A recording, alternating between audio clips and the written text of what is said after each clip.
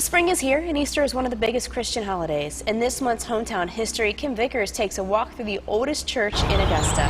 She joins us live from St. Paul's Church downtown. Kim, this church is older than the United States.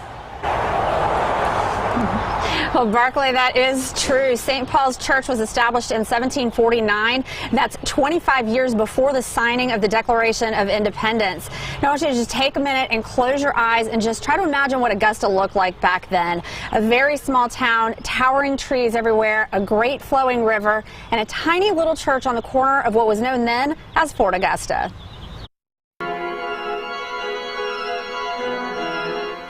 But they started bringing wives and having children, and they felt that there needed to be a more civilizing influence, and wild and woolly. This was the wild, wild west. St. Paul's Church has a fascinating history. It has survived a lot, including several wars and the Great Augusta Fire of 1916.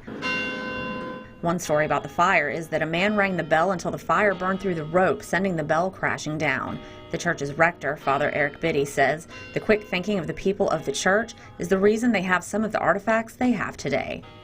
There are stories of members and the priest running into the burning church to save the holy things, to get out as much stuff as they could. The church grounds are home to the oldest cemetery in Augusta, with graves that date back to the 1730s. Many people of note are buried there, including Colonel Ambrose Gordon, grandfather of Juliet Gordon Lowe, the founder of the Girl Scouts.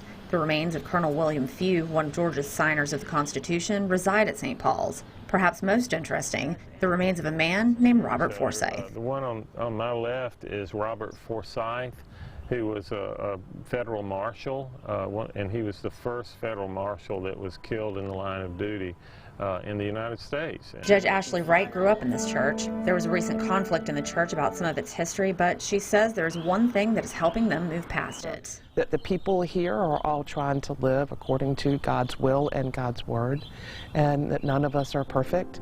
And that we might have made some mistakes in the past, but we are here to try to do better each and every day.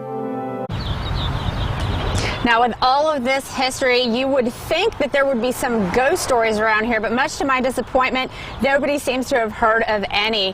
Now, for more on the history of St. Paul's Church, including the story of the Native American chief and his horse, just check out our website, WJBF.com, and click on the link to this story.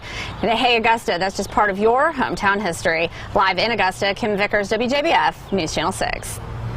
Kim, thanks so much for that live report.